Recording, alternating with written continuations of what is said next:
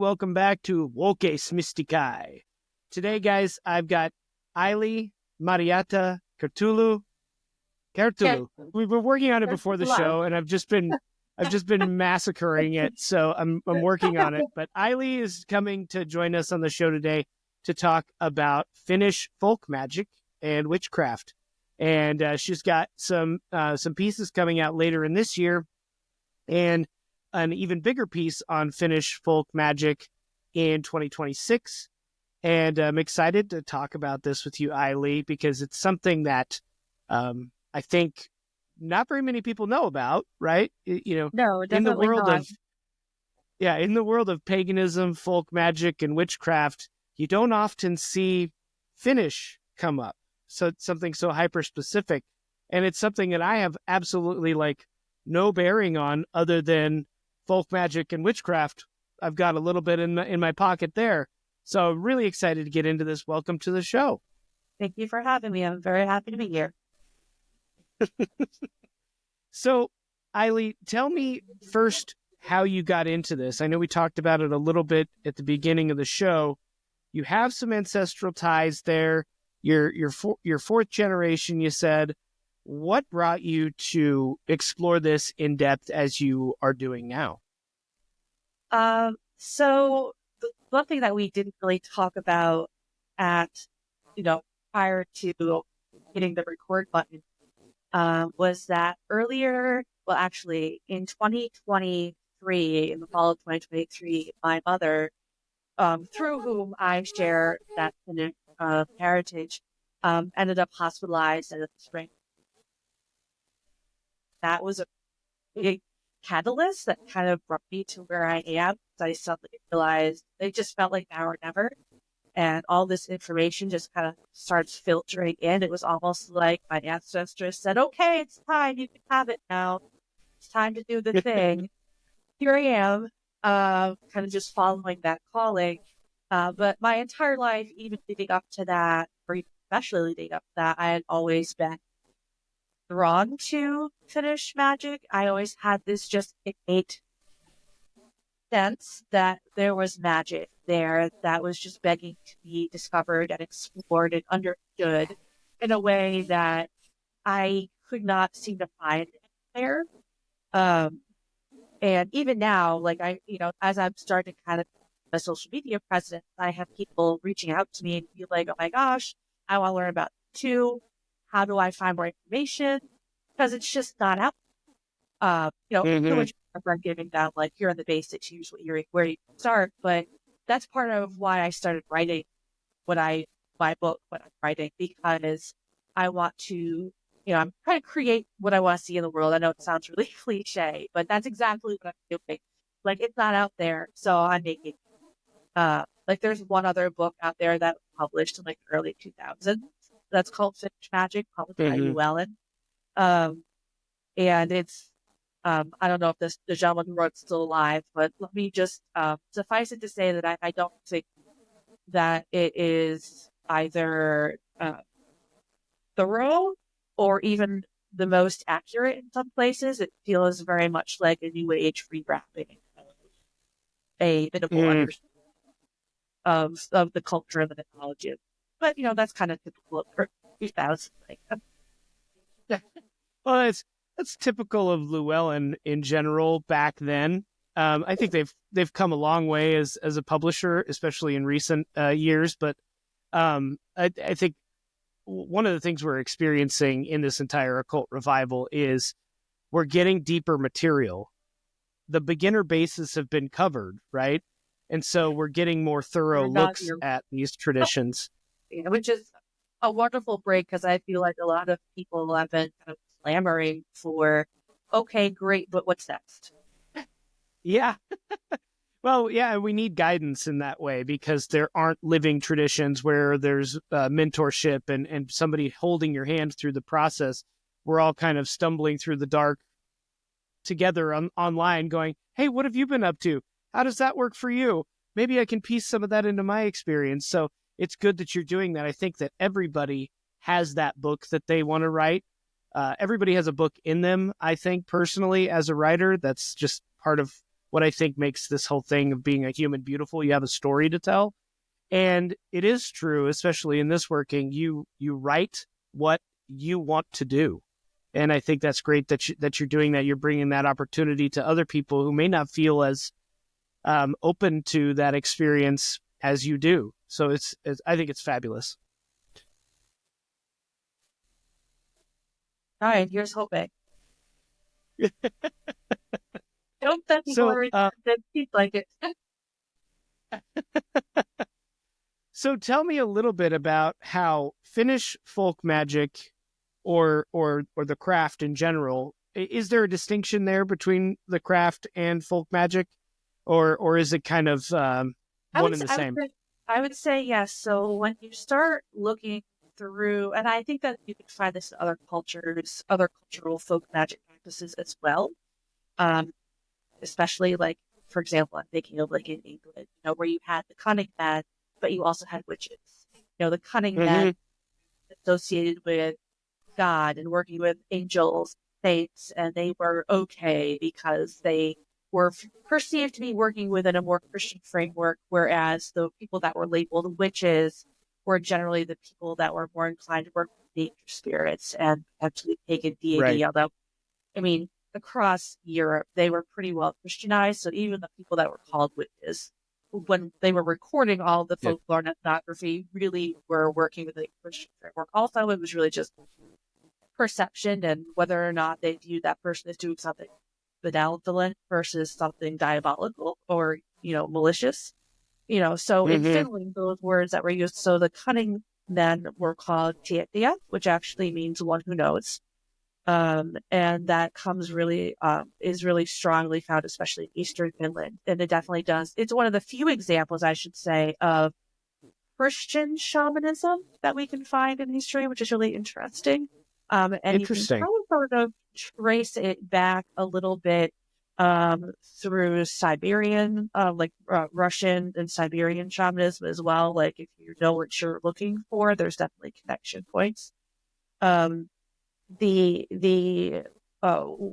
witch, the other word that was used is noita, although that is also technically descended etymologically from a word that was used to refer to shamans as well, but became later to refer more to witches. And a lot of that, you see it everywhere, but it is also, Finland being this in-between space of Russia and Sweden, they're kind of the monkey in the middle. So there are a lot of things that are sort of an amalgamation of a little bit of both to create its own thing, of course. So you find a lot more of like Finnish trolldom, which to me is a little bit more in line with like witchcraft in the way that you and I are thinking about it, as compared to the Tietäjä institution, which was more connected into healing work and shamanism and cunning man, like cunning person work. But they're interesting. All, but in the end, it all kind of blurs together to make one thing. Yeah, and it's not like they're like differing traditions. It's almost like different functions. It's different functional practices. And there are operating within the same. Yeah, I just gave you two words, tietäjä and noita, but there are also other specific terms for like a magic worker and a healer. Like I don't even know them all off the top of my head. Somebody who works with herbs, somebody who does cupping. Cupping is another big part of folk healing in Finland as well. I don't know those words, but there is tons of different labels. Those are just a couple of very generalized ones that you come across a lot. Interesting. This idea of Christian shamanism as well, or Christianized shamanism. How did that function? It's really, I think, just like any other sort of syncretized religion, you find it kind of falls under a Catholic kind of worldview. So Eastern Finland and Karelia, which most people have never heard of Karelia. It's a small province that sort of is on either side of the border of Finland and Russia. At one point, most of it was in Finland, but then when Russia tried to invade, they redrew the borders, and now it's kind of right in the middle. Gotcha. So a lot of what we find in Finnish mythology actually comes from Karelia. The Kalevala was primarily, a lot of the runes came from Karelia as well. But in Karelia, the prevailing religion then, and even still now, I'd have to double check my statistics, is Eastern Orthodoxy. So a lot of that work kind of fell underneath that, and working with saints, but Finland also had a really strong cult of the dead. So another popular thing that you read about in the ethnographies of the idea doing would be like going to a church or a graveyard or into a church to have conversations with the spirits of the dead in order to heal people. So like when I say Christianized, it's definitely not Christianized the way that a modern person would go, oh yeah, that's Christian. No, yeah. No, yeah. Yeah. Right. I think that time is interesting. Right. That time is interesting when both of those, the folk practices are still around. People still accept them. There wasn't this sanitized version of Christianity. There was a lot more of that syncretic practice. That's fascinating. Especially in the areas where the Eastern Orthodoxy kind of maintained a foothold. In most of Western Finland, it kind of got taken over by the Lutheran Church. So you do see a little bit of blending there, but like you don't see the same when it comes to like working with saints so much as you see in Finland. So again, it's kind of a spectrum as you move across the country. Interesting. So the cult of the dead hangs on. That's not something you see in every country or every culture, and so that's very that's strongly, fascinating. I believe, even to this day. Like if I want to say it's at Yule or Kikri, which is sort of like Samhain, but not Samhain. There are certain folk holidays, like because it's Finnish, it's not, and Samhain is Celtic, but most people know the word Samhain. There are specific holidays where they go, even still today in modern day, to graveyards and light candles and eat meals at graves to share meals with those who have passed. Even in like modern practice, so really interesting. Even the way it's evolved. Well, that's nice. That does leave you with that ancestral connection. I mean that's a big piece. That's often one of the final pieces removed from a culture, like the removal of people from the dead. There's that idea of miasma, right? Within so many of these new modern religions, keep your distance from the dead. That comes from some weirdness back in the Greek times that kind of snuck into the church and kind of made its way through all these weird. Not that I've seen anyway. Perhaps in a very modern Protestant Finland, but historically speaking, not so much. That's fascinating. So there's obviously the elements of nature. What is that like from a Finnish perspective? Your land is got to be different than most of what many people are functioning in. What does that take shape in? Like how does nature's role fit into the practice for you? So Finland is the one country in Europe that I believe has more forest land than any other. I believe it's somewhere in Lapland, which is the part of Sami land in Finland, has like the cleanest air in the world. They have so many trees. There are sometimes also called the land of lakes. Nature is a really big deal there. And I think that we can't talk about the connection to nature without bringing the sauna ritual into the conversation. Because I think there's a lot of the lived experience and even the modern day fit to working alongside nature in order to create those kind of sauna rituals that people are still engaging. Mind you, a lot of the sauna culture today is quite secularized. If you kind of have the right eyes to look at it and look at the folklore, you can really see a through line of where it was once sacralized much more than it tends to be today. But like, for example, so if we go talking about Australia, there's this really strong idea of the forest as other and magic. So much so that there was a significant amount of magic and ritual around maintaining that kind of border between and keeping a healthy reciprocal relationship between humanity and the forest, Okay. which I definitely don't think we see in modern day by any means. No.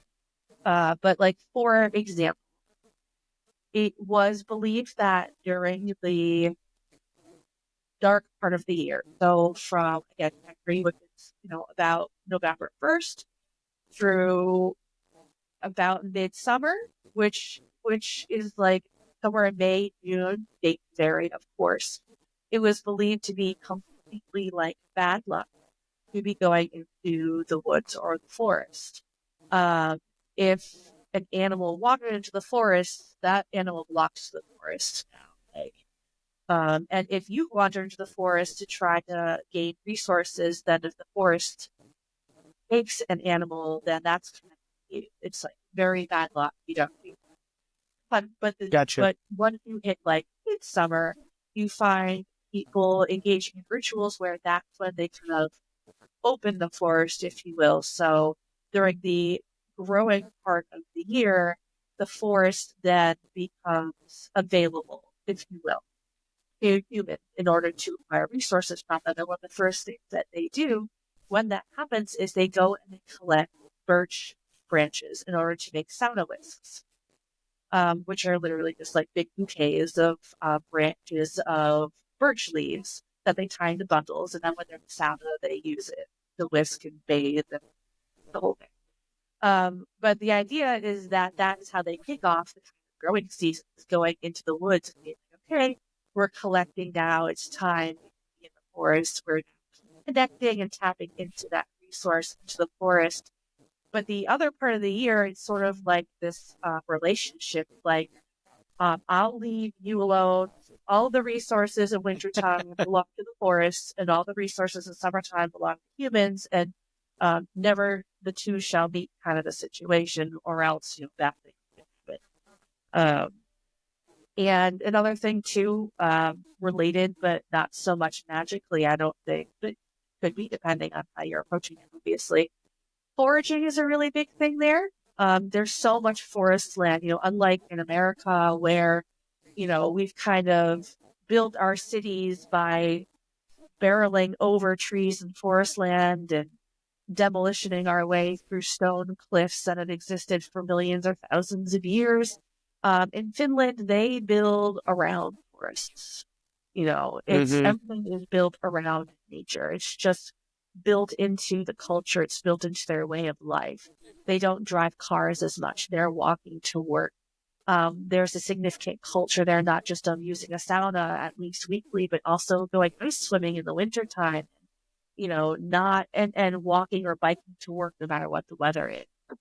So there's just this sort of innate connection to nature that a lot of other modern cultures especially don't have, that I think is sort of a through line that has sort of followed them from historical times. So there's always been this idea of only taking what you need and leaving the rest. You even find it in the Kalevala, where there is an entire rune where Vainamoinen, which I know we'll talk about more later, is cutting down wood, and he cuts down just what he needs, and then he leaves this one tall tree alone. And a little while later, I want to say it's eagle, looking at the story, so I hope I'm getting this right. An eagle alights on the branch and says to him, "Why did you leave this one branch?" And he says, "Well, it was for you." And it's just a really kind of beautiful illustration of how we take only what we need and leave the rest in nature. So that's kind of a big theme that you come across in a lot of fairy tales, folklore, legends, and mythology, and way of life.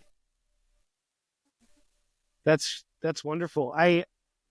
There's a lot to unpack there. A few things I noticed that I find really intriguing. I love the separation of the year, honoring the cycles of the year itself. That's vital for me in my own praxis. It's something that I think we disregard too often. Western culture in general is I get tomatoes all year round. I'm going to force nature to do what I want it to do when I want it to do it with convenience. And so a reversal to honoring those cycles, even for such an extended period of time too, right? You're talking about almost half the year that forest is a no-go, allows it to replenish its resources, allows it to find balance again and provide what you need to have in the open years, in the open months, right?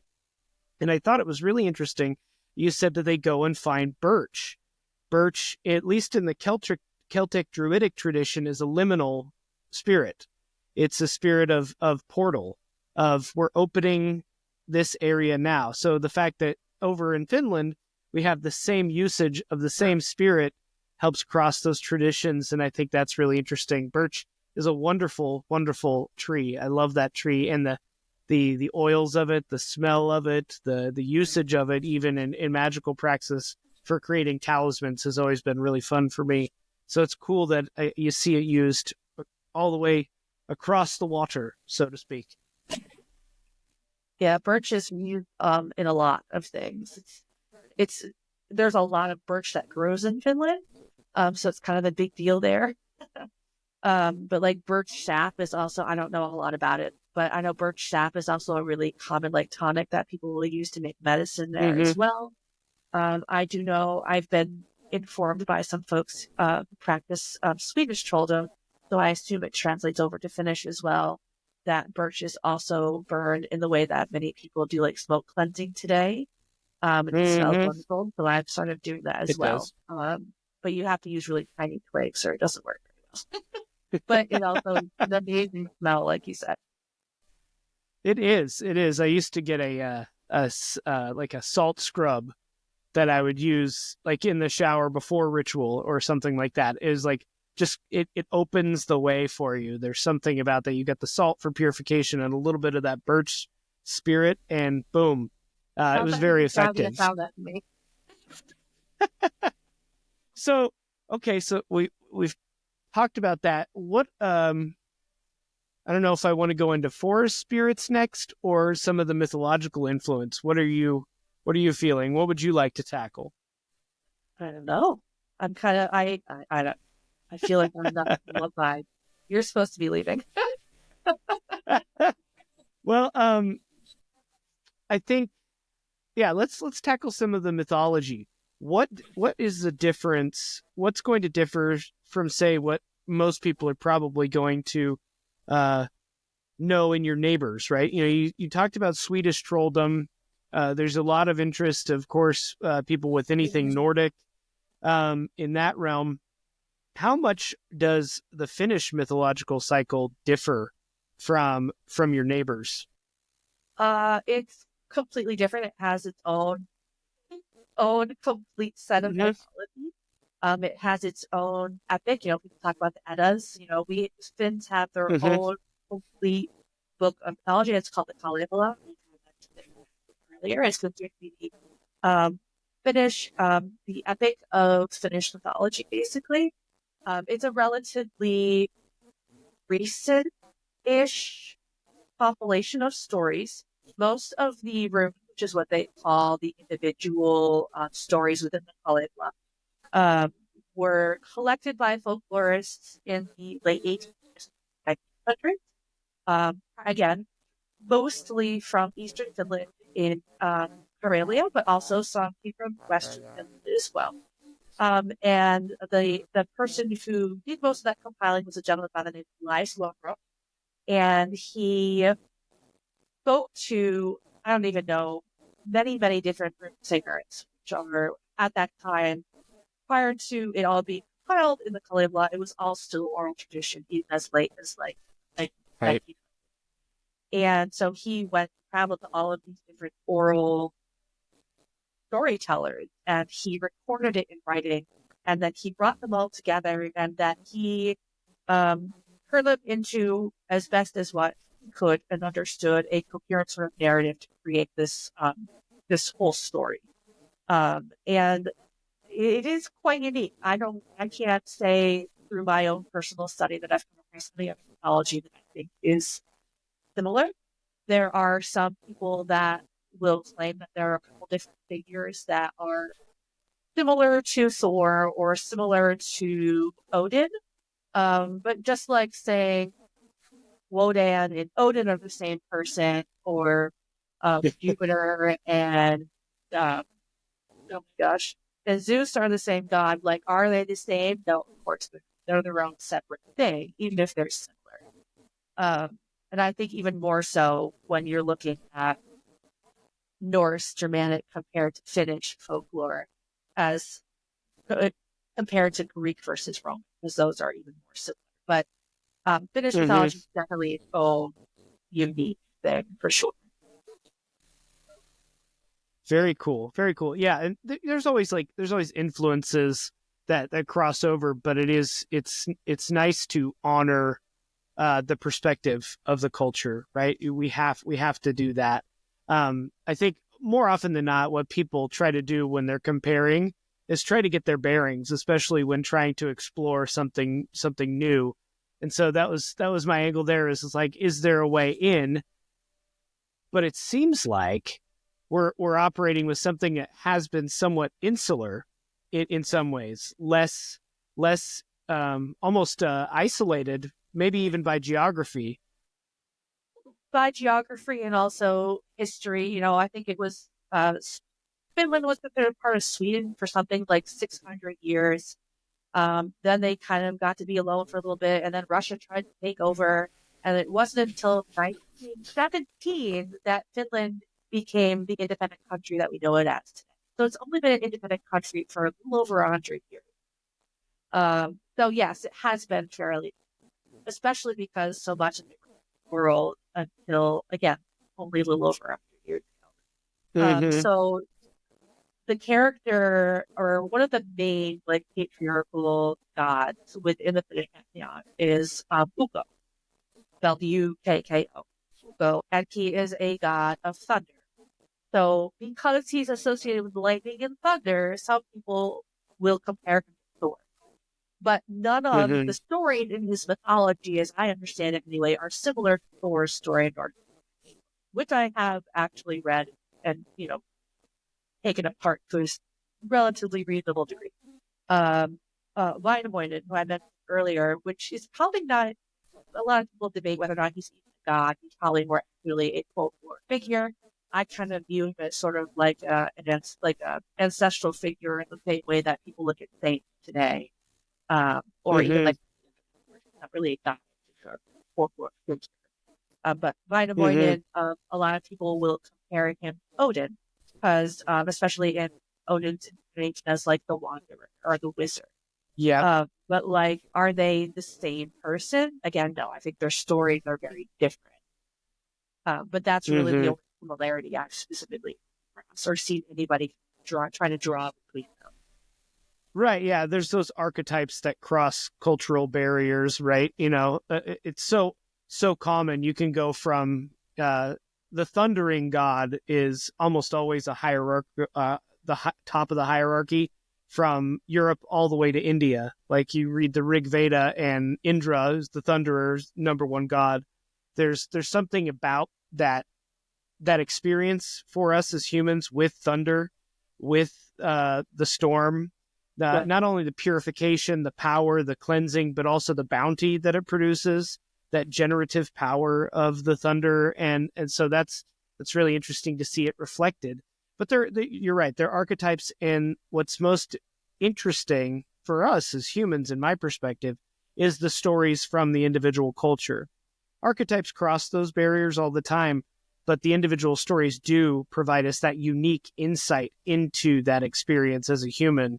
And that's the real good stuff right there. And I love that there's a mix of folk heroes as well. Those tend to be more interesting and more practical for us as humans than even the deific forces. In the Kalevala. So Wainamoinen is sort of like the big one that was definitely accorded the most attention and even respect, or addressed the most in runes, at least that I've seen. There's also Ilmarinen and Lemminkainen. So there's a few in there too, and there's some other female goddesses / folk figures as well. But just like any mythology, there's fewer of those, of course, than there probably should be, but it is what it is. So what's the mythic cycle like? What occurs in the stories? Is there a unique story arc, or is it more of a collection of fables? So the kind of biggest storyline throughout the Kalevala is the creation of a mythical. I'm struggling to decide what to call it because even the folklorists and the mythologists struggle to know what to call it. But the object, I guess we'll just say, called the Sampo, spelled Sampo, the Sampo. It's sometimes referred to as a magical mill. It can simultaneously create money. I want to say salt and grain.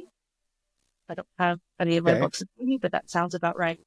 And basically, whoever is in possession of this Sampo is just wealthy beyond measure, can want for nothing. And the way the story goes at the beginning is that Vainamoinen is asked by Louhi, the Witch of the North, to make the Sampo, but he's like, well, I'm not really that good of a smith. Let me go ask my buddy, Ilmarinen. And she's like, great, well, whoever makes me the Sampo, I'm going to give them my daughter.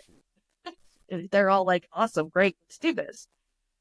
So Vainamoinen goes back and tells Ilmarinen this whole thing, and he's like, yeah, you know what, I don't really want to be married that badly. Good. So Vainamoinen actually tricks Ilmarinen into going to the land of the North, Pohjola, to talk to Louhi, and ends up making the Sampo after all. Because, he's there, he might as well. It was a long journey.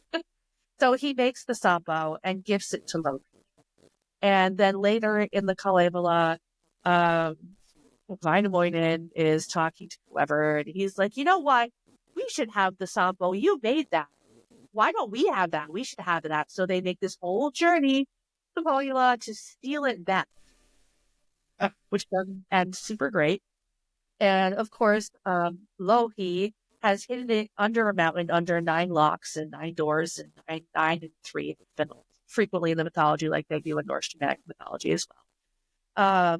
And so they go and they steal the Sampo, and when she realizes that it's missing, she sicks her entire tribe, if you will, after it, and she shapeshifts into a giant iron eagle. She is a shaman shapeshifter of this. She's total badass. Awesome. After him to try to steal it, and she manages to hook just the handle of it with her one claw, as they're also grabbing for it, it breaks. So she ends up with a piece, and Vainamoinen ends up with a piece, and the rest of it falls into the ocean.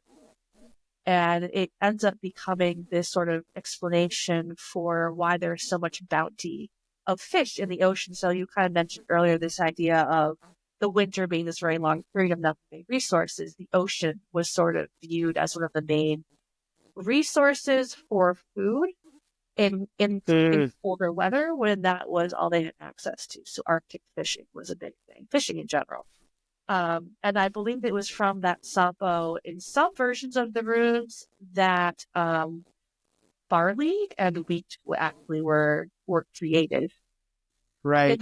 In the cycle, as it's put in the Kalevala, it's not written in the right order for that, but I feel like I read somewhere that there were some versions that were sung to him when he was doing his collecting, where it put it in the order, became the barley.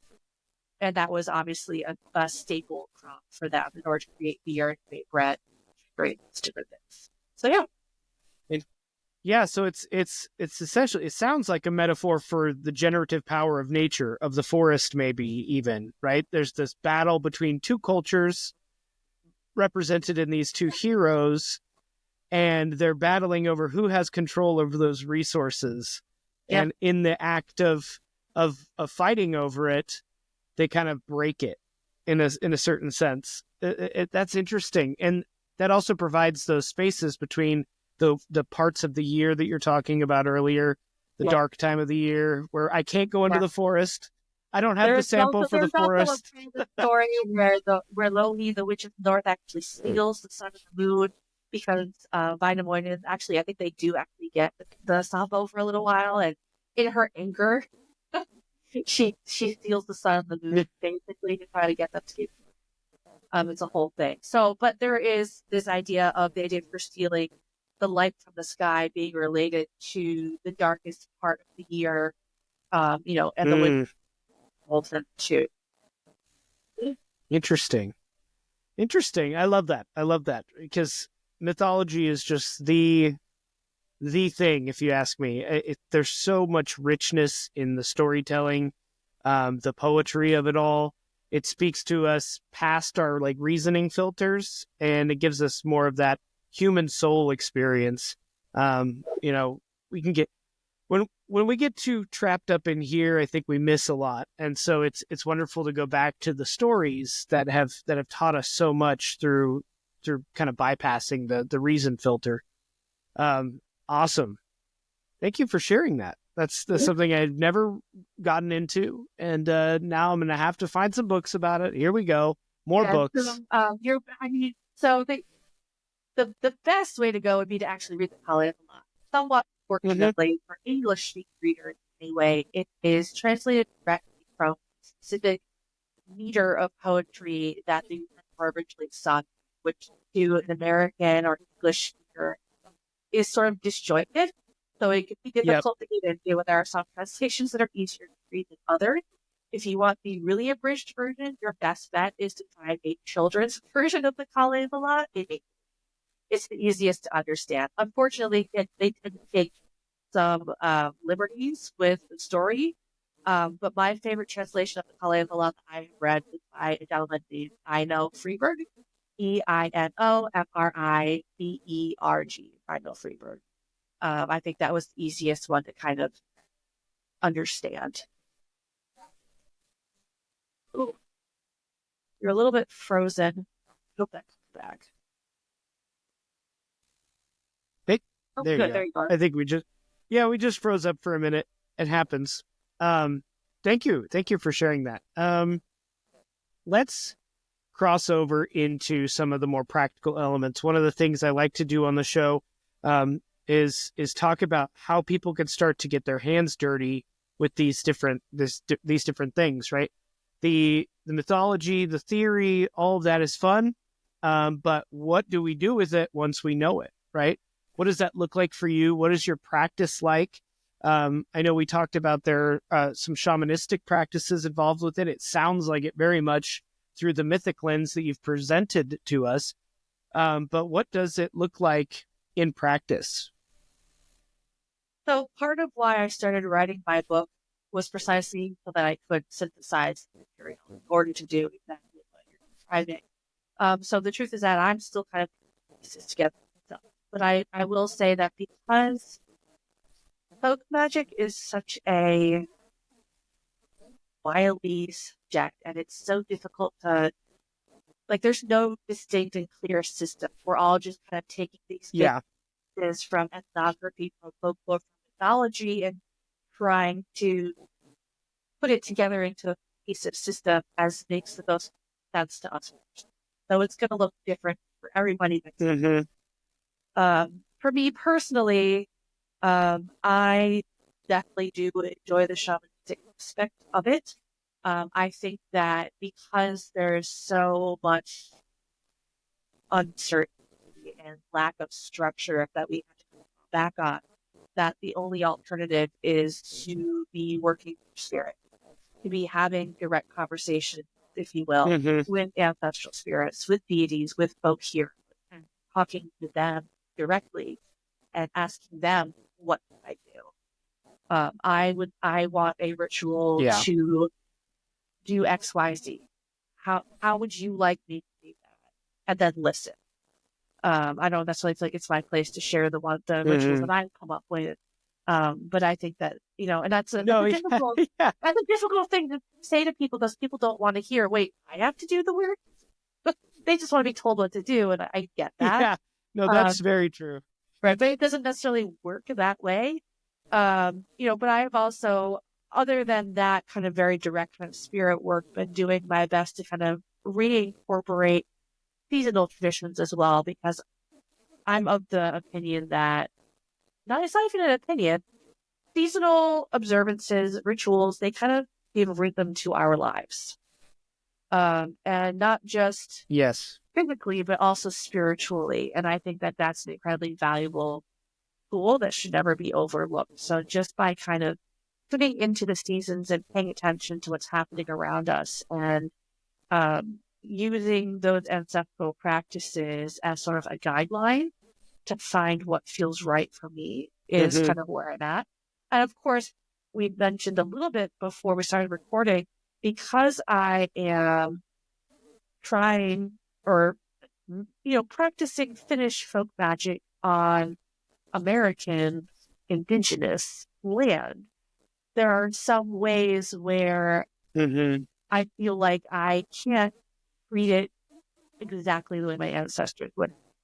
There are some situations in folk magic where the practitioner was very forceful with those land spirits and, well, I'm the one in charge here and I'm in power and you're going to do what I say because I said so. Obviously, very oversimplified. But like me on living on lands that, however, a few hundred years ago belonged to very different people, that doesn't feel comfortable or good to me. So I feel a lot better about creating much more reciprocal relationships with the land through seasonal observance rather than those having a heavy hand about it. And it's really just with any, I think, folk magic, it's a lot more practical and a lot more mundane than, again, I think people want it to be, if you will. It's like, I'm lighting a candle, I'm baking bread, I'm making soup today, it's not a fancy ritual. It's finding little ways to intentionally tap into the seasonal tides that are in them. One of the most recent things I did, I created for myself a St. Thomas cross, which comes out of Lutheran Finland, actually, but to me, I'm convinced, was inspired by a solar cross because they are traditionally used for decorations around Christmas time.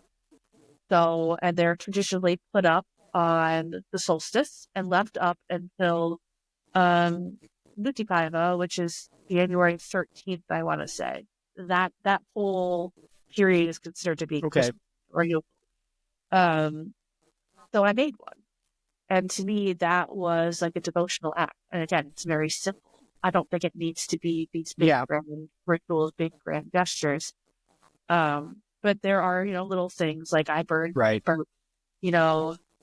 light a candle, and I do journey work. It's very low key, honestly, just like it would have been for my ancestors, because that's how I like to think about it. These people weren't like, hypothetically, they were probably going to church also, but they weren't making a big deal out of it. They were just baking bread. They were just lighting a fire. And it was more about the intention behind it than how elaborate it was. And I think that that's something to aspire to, especially in a day and age when we're so overworked and so exhausted, to be able to just accept that, what, I don't have to kill myself for this. Like, this small thing is meaningful because I say it's meaningful. Yeah, that's my take. Yes. That's so refreshing to hear too, because I think, especially when you first get into a lot of this work, people, they want to feel re-enchanted, right? With their experience in life in general. They want to feel that magic of some kind. And often, especially for somebody like me, when I first got into it, I was like, you look at some of the rituals, the rites, the spells, and it all seems so very simple. And you're like, this can't be it. There's got to be something bigger, because I think we're so disenchanted in the natural. So I always think about back in how can baking bread be this ritual act? Yeah. What are the greater mysteries that they keep telling me about in the books? What does it mean? Yeah. It's literally baking bread and being okay with that. Like, there's your greater mystery. It's very nice to hear that. Not a very romantic answer, very exciting. Yeah. A truthful one. Yeah. No, it actually is. It actually is. And I think that it's something that needs to be said more often, that those little things are more impactful than we give them credit for. Our ancestors weren't out there doing a ton of these elaborate rites. Some parts of the world were very much more invested in that, but even for them, that was just a way of life. Yeah. And so this divorce that we have between our regular mundane and our magic life is one that, at least for me, over time, has become less and less and less, and where every single thing that I'm doing is a magical act. Instead, I don't have mundanity in my life anymore. Yeah. I try to treat everything as it is a magical paradigm. And that's something that, at least early on, for a lot of people, that's hard to see. And yeah, so it's refreshing to hear it I'm like 20 years echoed. In. So, like I said, I'm like 20 years in. So for me, I've kind of stepped through what you're talking about, that whole like wanting to read part. And now I'm at the point in my life where I'm like, you know what? Simple is good.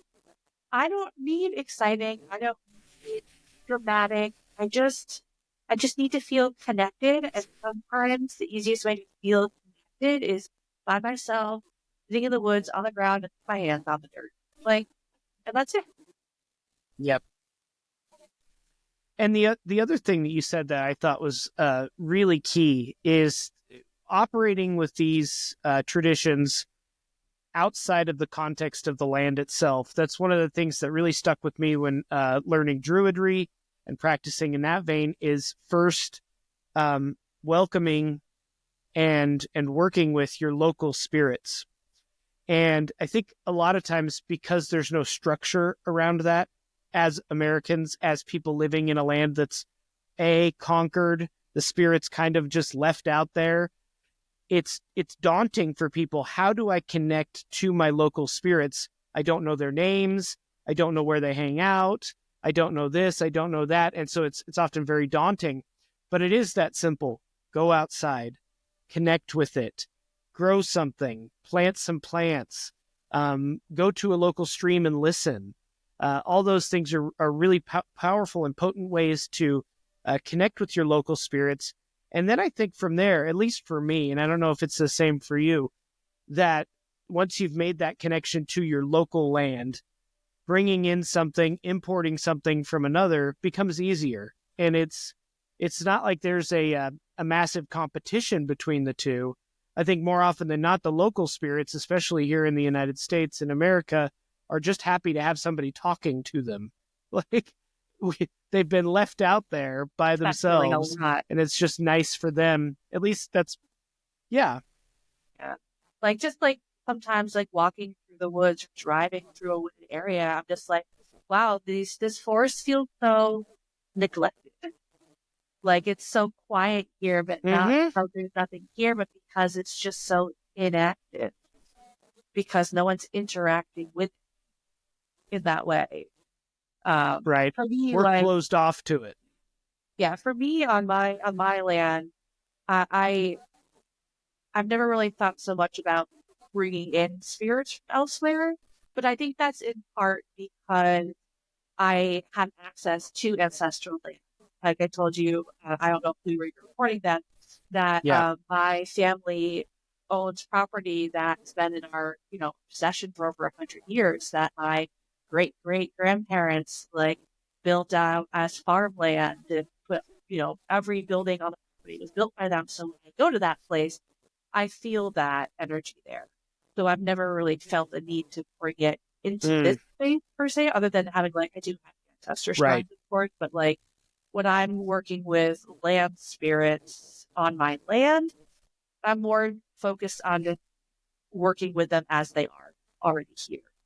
And another thing I think too, on top of the suggestions you already made, great, is making offerings to land spirits.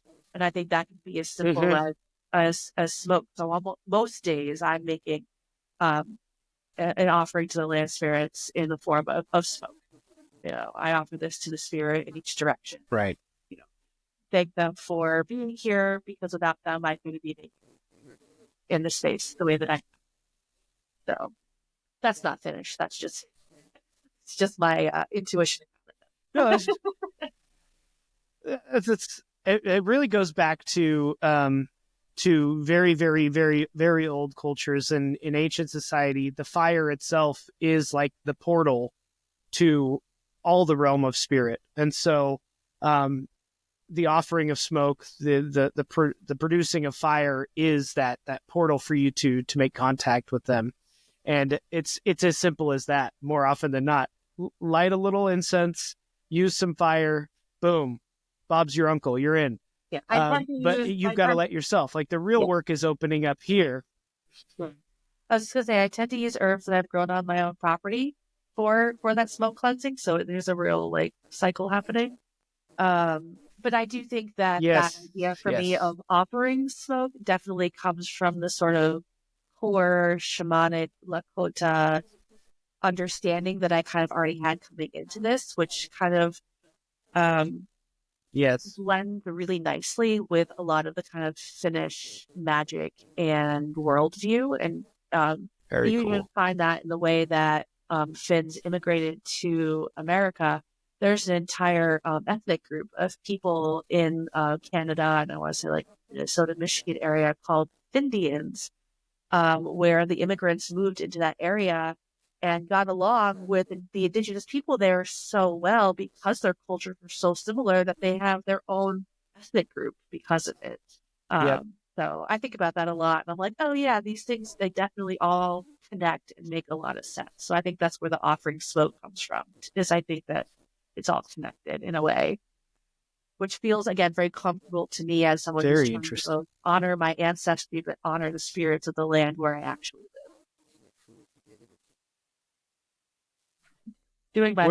We are all finding our own way through this. Yeah, we're all finding our own way through this because there are no set paths, and that exploration is most of the work. Is how far are you willing to explore? How far are you willing to go down into it and figure it out for yourself?